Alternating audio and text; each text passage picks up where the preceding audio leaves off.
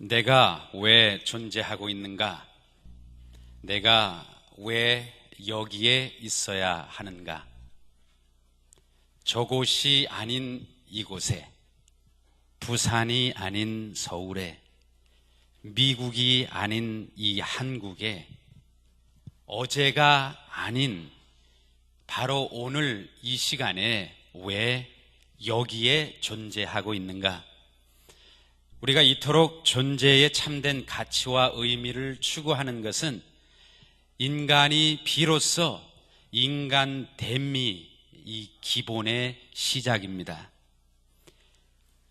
캘리포니아에서 교통량이 굉장히 많은 지역에 캘리포니아 LA부터 샌프란시스코를 연결하는 국도 1번은 굉장히 가파른 길들이 많습니다. 대신 경치도 아주 절묘하고 태평양을 바라다 보면서 운전할 수 있는 곳들이 있지만은 가파른 급 커브 길들이 꽤 많기 때문에 그로 인해서 많은 교통량이 문제가 있고 사고가 생겨가지고 많은 사람들이 이렇게 목숨을 잃었습니다. 근데 이 위험한 지역에 살던 젊은 크리스천 부인 한 분이 늘 뉴스 때마다 이렇게 사람들이 사고로 죽게 되고 이런 참상을 늘 아픈 마음으로 바라보고 있다가 하루는 기도하면서 이런 생각을 했습니다. 하나님, 내가 어떤 도움을 줄 수 있을까요? 구체적으로 하나님, 내가 이런 일들을 매일 보는데 내가 어떻게 도움이 될 수 있을까요? 그녀 자체의 어떤 존재적인 가치를 추구하는 그런 기도였습니다. 그때 하나님께서 그녀에게 인사이트를 주셨습니다. 그래서 그녀가 그때부터 시작한 것이 있습니다. 그 지역을 너무나 잘 알기 때문에 가장 급 커브가 있고 운전사들이 잘 보지 못하는 그 커브 길에 흰 페인트를 갖고 다니면서 두꺼운 줄들을 그어주기 시작했습니다.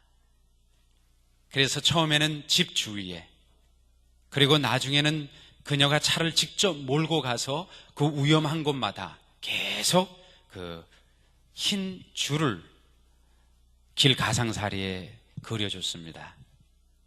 그랬더니 사고가 현저하게 줄어드는 것이었습니다. 하나님께서 나를 이곳에 두신 뜻이 이런 것이었구나. 그래서 그때 그녀는 주위의 친구들과 지인들을 동원해가지고 이 일을 더 크게 봉사를 했습니다.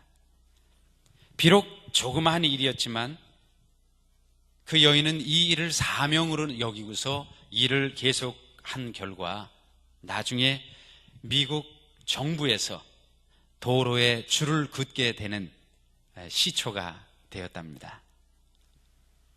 이것이 아마 제가 볼 때는 한국이나 여러 나라에서도 번지게 돼서 이렇게 줄들을 긋기 시작한 것 같습니다.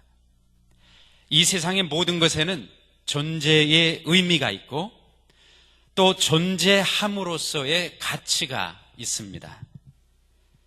여러분, 하찮은 못 하나, 이 못이 길바닥에 뒹굴어 다니면 가치가 별로 없습니다.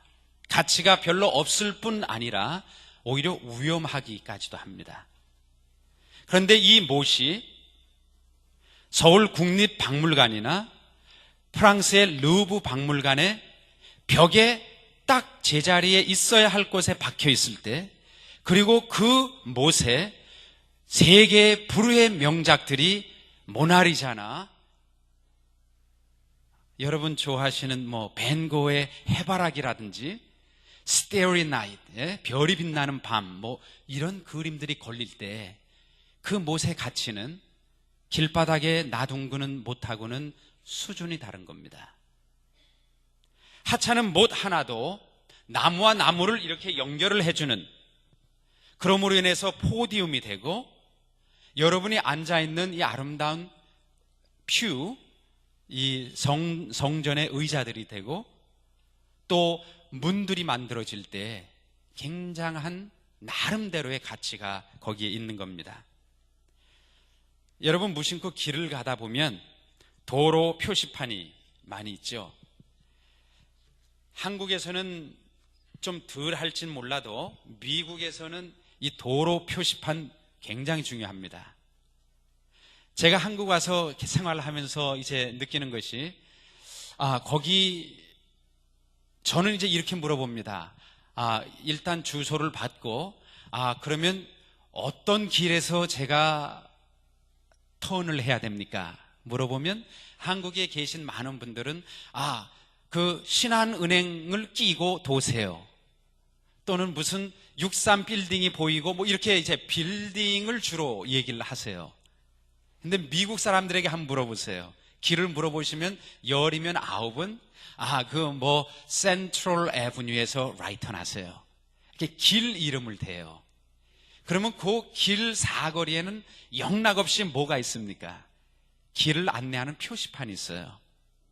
근데 한 번은 제가 처음 목회할 때인데 처음 온 세교가 계셔서 세교 신방을 갔습니다.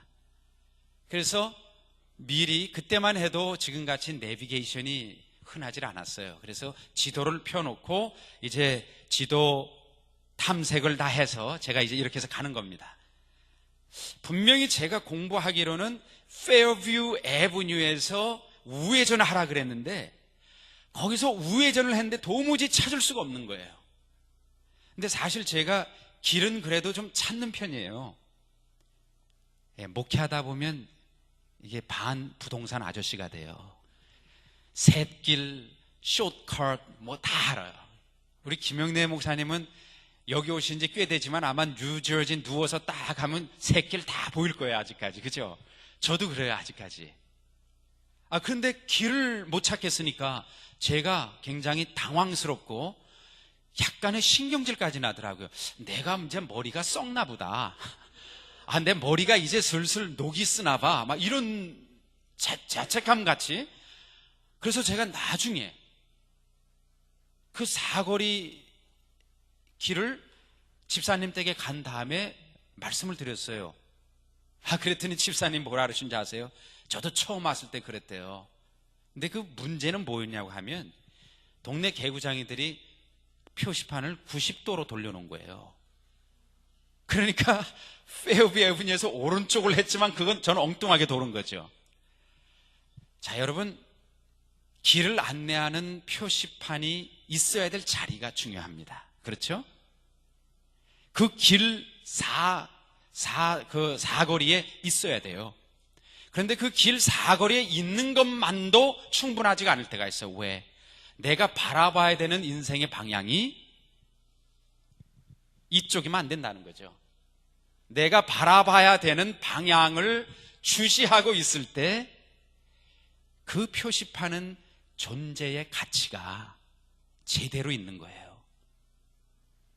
자, 이렇게 볼 때 세상에 존재하는 모든 것들이 나름대로 유일한 가치를 가지고 있어요. 왜? 존재한다고 하는 그 사실만으로도 그게 금으로 발랐냐, 은으로 발랐냐, 뭐 이게 무슨 대리석이냐, 이거 따지기 전에 존재한다고 하는 자체만으로도 가치가 있는 거예요.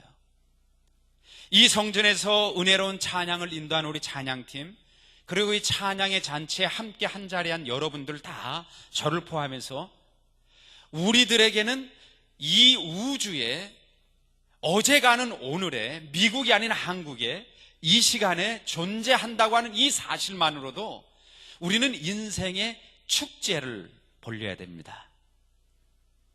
혹시 여러분들 중에 유행가 가사처럼 어머니 왜 나를 낳으셨나요? 뭐 이런 넋두리 하시는 분 없기를 바랍니다.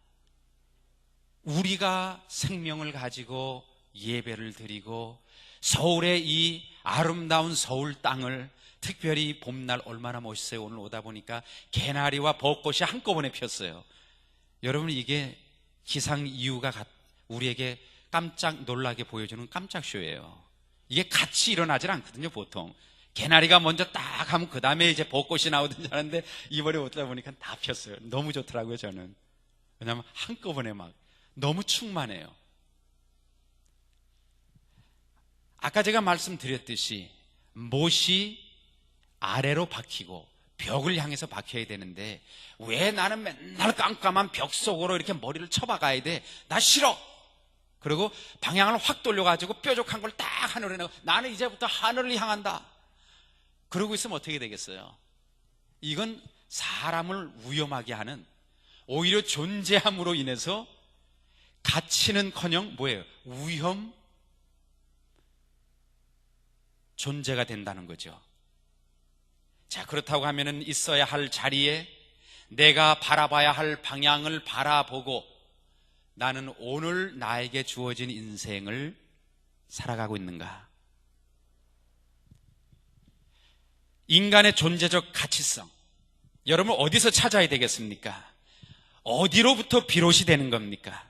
과연 우리가 어떻게 살 때 인간으로서 사는 거고, 어떻게 살 때 인간으로서의 존재적 가치를 누리면서 사는 것입니까? 우리가 지켜야 할 내 나름대로의 사명은 무엇입니까? 가슴 속에 간직해야 될 그것은 무엇입니까? 환난의 비바람이 닥쳐와도 내가 아무리 힘든 상황에 처해도 내가 떠나지 말아야 할 인생의 그 자리는 무엇입니까? 여러분, 우리가 이것을 깊게 청년 때 생각을 해야 돼요. 이게 지금 생각하지 않으면 나중엔 이게 굉장히 힘들어집니다.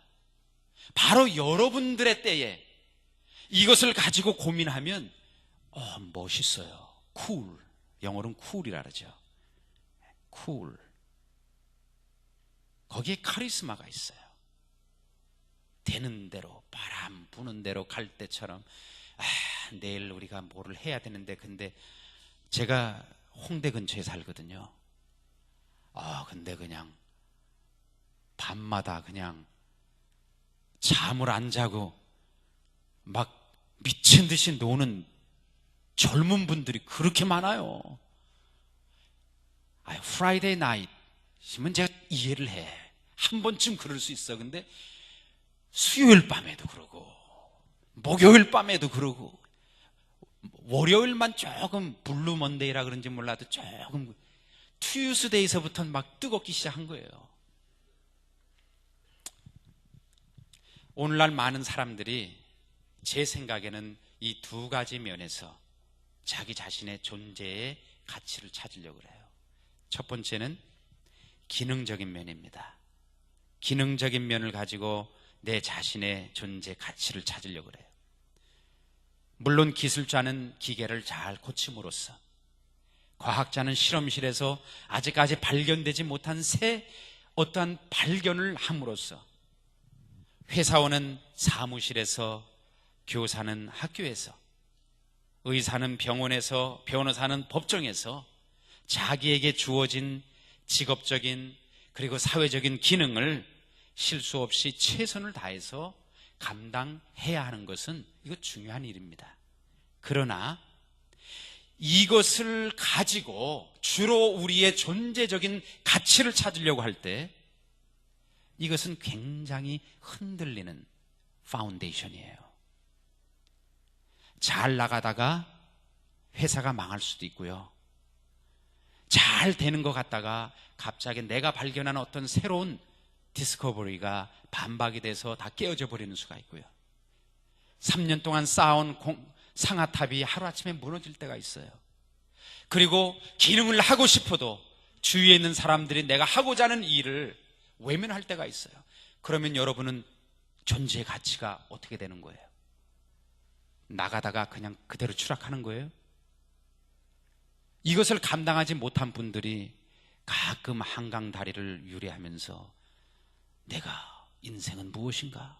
막 이러다가 물도 쳐다보고, 거기에 그렇게 돼 있기 때문에요. 잠깐만 5분만 더 생각하세요. 여러분, 기능적인 면에서 내가 존재의 가치를 찾는다고 하는 거, 이거는 지혜로운 방법이 아닙니다. 근데 요즘에 또 하나 있어요. 제가 보니까 무언가를 소유함으로 인해서 우리가 우리 자신의 어떤 그 존재적인 가치를 찾으려고 하는 많은 사람들이 있습니다. 가령 예를 들면 죽어도 나는 명품을 끼고 다녀야 돼. 이거를 가지면 내 존재적인 가치가 막 엘리베이트 되는 것 같아. 비싸면 비쌀수록 그런 거야. 그냥. 제가 미국에서 한국일보를 구독해서 보는데 거기에 보니까 그런 기사가 하나 있더라고요. 강남의 어느 동네에 사는 모 여인인데 이분은 30이 채 안 된 분이에요. 근데 취재팀들이 취재를 했는데 이분 집에 가봤더니 명품 가방만 300개가 있더래. 근데 사이즈별로, 계절별로, 그 다음에 색깔별로. 여러분, 명품, 저는 강남도 그렇고 강북도 그렇고 그냥 한번 뭐 백화점 들어가 봤어요. 그랬더니 제 정신으로는 살 게 없더라고. 거기서 비싸서 엄청 비싸대요. 그런데 300개 명품 가방을 갖고 있는 거예요. 그래서 물었더랍니다. 어떻게 해서 이렇게 많은 가방이 필요하십니까? 그랬더니 이분 대답이 이렇습니다. 제가 남들이 감히 상상하지도 못할 명품을 탁 들고 거리를 다니면요, 사람들의 뜨거운 시선이 느껴져요. 나를 막 바라보면서 부러워하는, 막 동경의 대상이 되는 그런 막 휘를 느끼면서 내가 이것을 가지면 막 사람들이 부러워하면서 내가 뭔가 되는 것 같은, 내 존재의 가치가 막 올라가는 것 같은 완전한 착각 속에서 이루고 사는 거예요. 미국에서 실제로 있었던 일입니다. 여러분, 브리트니 스피어 아시는 분 한번 손 들어보세요. 아시죠? 예. 요즘은 그래도 뭐 이제 나이가 거의 30이 다 돼가지고 옛날 같이 그러진 않지만 20대 초반 중반까지만 해도 브리트니 스피어 하면 모르겠어요. 옛날에 여기 뭐 보아 씨가 젊었을 때든지 이효리 씨가 더 젊었을 때인지 모르겠어요. 하여튼 소녀시대가 누리는 그런 인기를 막 누리는 사람인데, 이 사람이 칸솔하고 뭐 하다가 왜 껌 씹으면서도 하고 씹던 껌을 탁 뱉었어요. 근데 그걸 누가 주워다가 이베에다 올렸어. 150불에 팔렸어. 씹던 껌이. 씹던 껌을 사서 브리트니 스피어가 씹었던 껌이라더라 하고 그걸 가지고 있음으로 인해서 어떤 자기의 존재가 막 올라간다고 생각하는, 이렇게 불쌍한 인생을 살아가는 사람들이 있다는 거예요. 여러분, 그러면 기도하세요. 주여, 제가 씹던 껌이 100만 원 되게 해 주시옵소서. 그 기도는 할 수 있죠. 열심히 살면서 하나님께 영광 돌리면 존재 가치 올라갈 수도 있어요. 여러 면으로.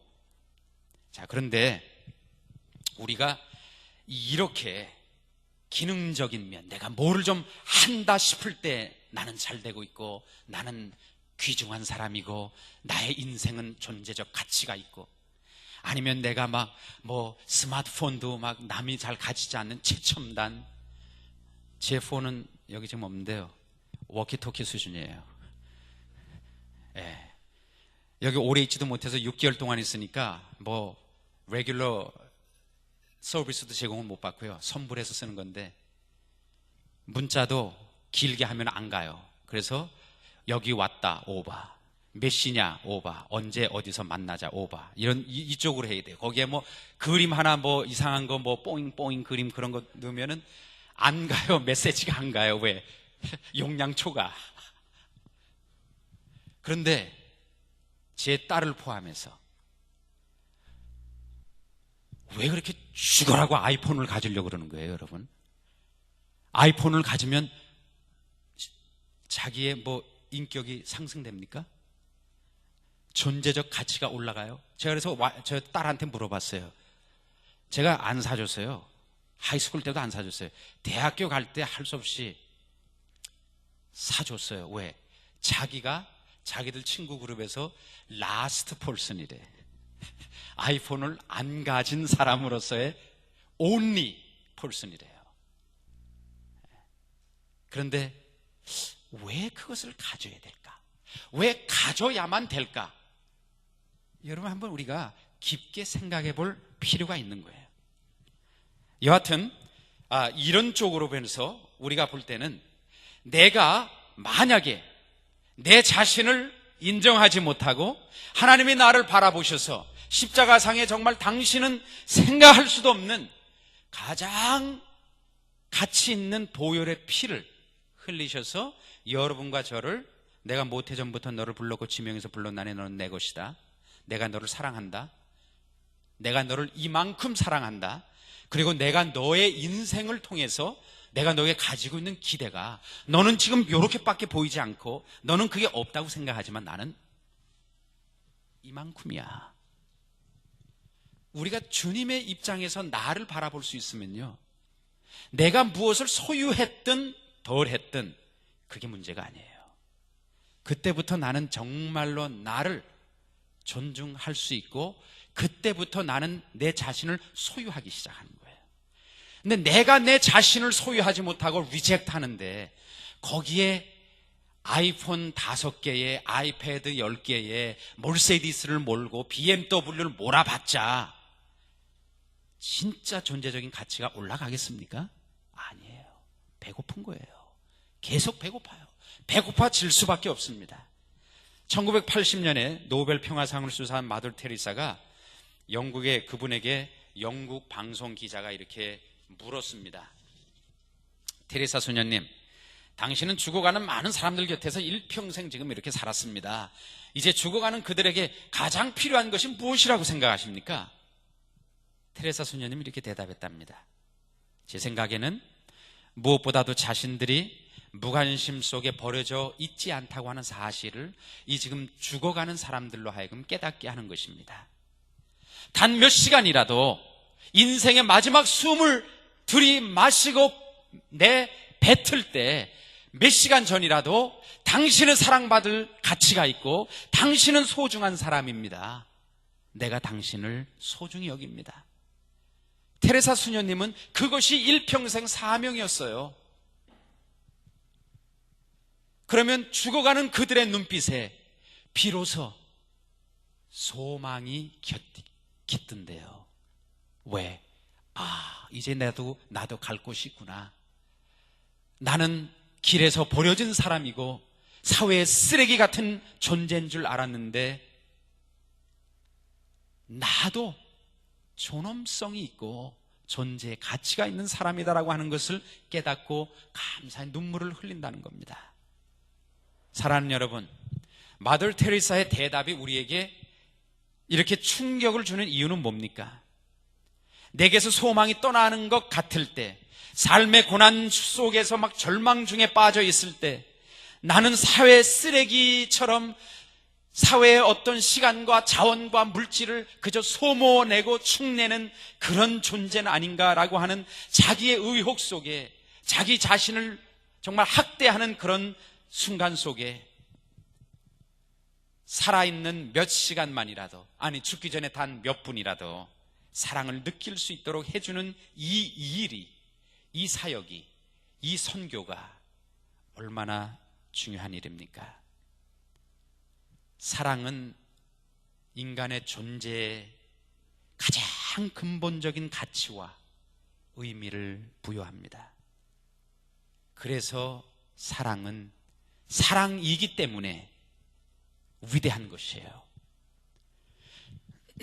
그래서 사랑은 능력이 있습니다. 사람이 인간답게 살아가는데 절대적으로 필요한 것입니다. 인간의 존재적 가치성을 매일매일 지켜가는데 절대적인 것입니다. 사람은 서로 사랑하고 사랑을 받을 때 존재의 참다운 의미와 가치를 발견합니다. 그러므로 그리스도의 사랑을 논하기 이전에 인간이라고 하면 사랑이 가져다주는 이 위력을 경험해야 한다는 겁니다. 사랑은 인간의 행복의 가장 절대적인 것이기 때문에 그렇습니다. 여러분, 건강이 배에 식스팩 가지고 가빠 탁 나오고 정말 그렇게 건강하지 않아도 그래도 행복하게 살 수 있어요. 지식이 정말 박사학위를 받지 않아도 많은 사람들이 행복하게 삽니다. 가진 것이 넉넉하지 않아도 행복할 수 있습니다. 그러나 여러분 잘 들으세요. 사랑이 없이는 아무리 부자라도 상거지 중에 거지입니다. 사랑이 없이는요, 아무리 공부를 많이 하고 유학을 가서 박사학위를 받아도요, 아무리 해박한 지식을 가진 사람이라도 참 사랑을 알지 못하면 무식한 사람입니다. 아무리 갈고 닦은 인격자라 할지라도 사랑이 그의 가슴에 없으면 이건 껍데기 인간이라는 겁니다.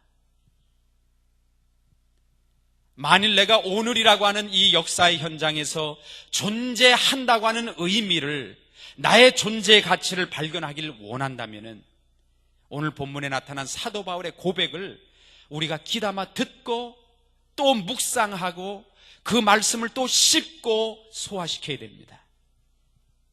사도 바울이 뭐라 그럽니까?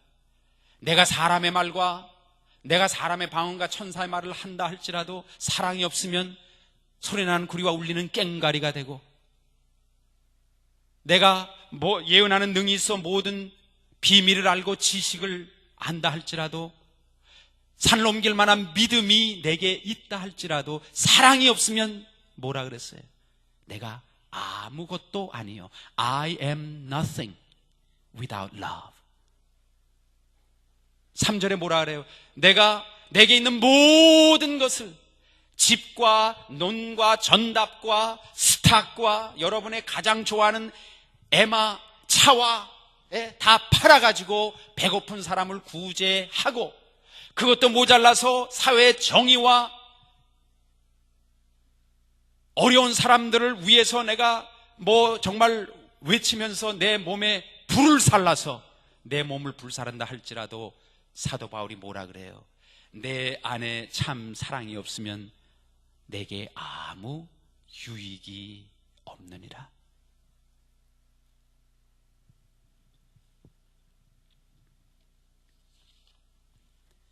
사랑이야말로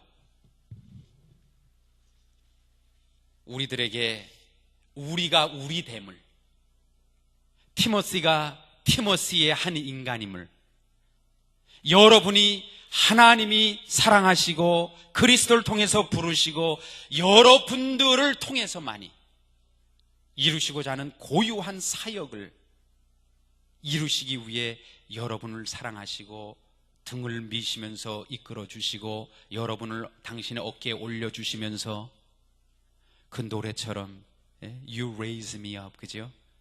그분의 어깨 위에 있을 때 우리는 more than we can be가 될 수 있잖아요. 요즘 가정상담학자들에 의하면 중년이 넓으신 많은 부인들이 우울증에 시달린다고 해요. 어쩌면 여러분들의 어머님의 연배분들인지도 모르겠어요.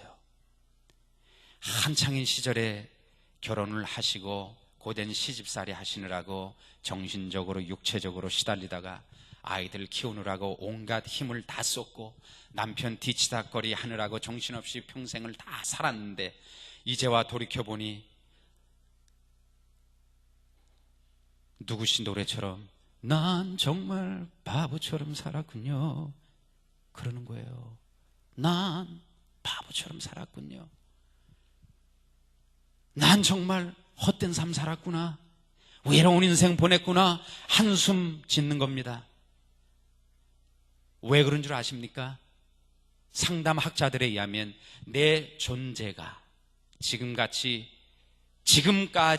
끌어안았던 자기의 인생 그 자체가 무의미하게 느껴지니까 절망스럽고 한탄스럽고 우울증에 빠지는 거예요. 왜 그렇습니까? 내가 모든 것을 바쳤던 그 삶 속에 사랑이 없다고 느껴지니까. 내가 그렇게 정성을 길러서 키워왔던 내 자식들로부터 나는 사랑을 받지 못하는 것은 아닐까라고 염려되니까. 나는 안 입고 안 먹고 바쳤던 모든 정성이 다 헛것이라고 생각이 되니까 그러는 겁니다. 그 많은 눈물을 헛되게 흘려버렸다고 생각되니까 그런 거예요. 그래서 여러분, 기회가 있을 때마다 정말 깨끗하고 아름다운 사랑으로 주위 분들을 사랑해 주세요. 그리스도의 사랑의 마음을 가지고 정말 멋있게 사랑해 주세요. 그리고 존중해 주세요. 당신의 가치로 인해서, 존재하는 것으로 인해서 나는 이 세신교회 청년부에서 당신 때문에 참 I feel good. I'm thankful. 오늘 본문 말씀 우리에게 분명히 말씀합니다. 신령한 방언의 목적이 무엇입니까? 병 나음을 받고 치유받는 의미가 무엇입니까? 장님이 눈을 떴다고 하는 의미가 무엇입니까? 안진뱅이가 벌떡 일어나는 기적의 의미가 무엇입니까? 문둥병자가 깨끗하게 씻음 받았다고 하는 의미가 도대체 무엇입니까? 저는 이 모든 의미를 하나로 함축시킨다면 하나님께서 사람들을, 우리들을 이렇게 사랑하신다라는 겁니다. 이 이야기는 우리를 사랑하시기 때문에 여러분들이 한탄하며 눈물 흘리고 삶의 현장에서 절망스러워하는 모습을 볼 수가 없는 거예요. 그래서 주님은 여러분을 찾아오셔서 일으켜 주시는 거예요. 우리를 사랑하시니까 눈먼 봉사로 인생을 헤매고 있는 것을 보실 수가 없는 거예요. 그래서 볼 수 있도록 하시는 거예요. 우리를 그렇게 사랑하셔서 안진뱅이로 인생의 장터에서 구걸하며 사는 애처로운 우리들의 모습을 보실 수가 없는 거예요. 여러분, 여기에 기적의 의미가 있는 거예요. 병 나섰다, 이게 중요한 게 아니에요. 무엇 때문인가, 이게 중요한 거예요. 그래서 십자가는요, 인카네이션의 사랑의 계심과 동시에 흉측한 죄인 예수 같은 우리들이 저 십자가에 못 박혀 죽어야 하는데, 그래도 마땅한데 주님이 우리 대신에 달려 돌아가셔서 오늘도 내가 너를 이렇게 사랑한다라고 증거해 주시는 리빙 심볼입니다. 살아있는 상징이에요. 주님의 사랑이 있기에 그 사랑으로 말미암아 십자가가 우리의 자랑이고 십자가가 우리의 긍지가 되는 것입니다.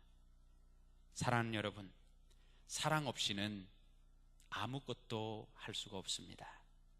사랑 없이는 여러분과 저는 아무것도 아닙니다.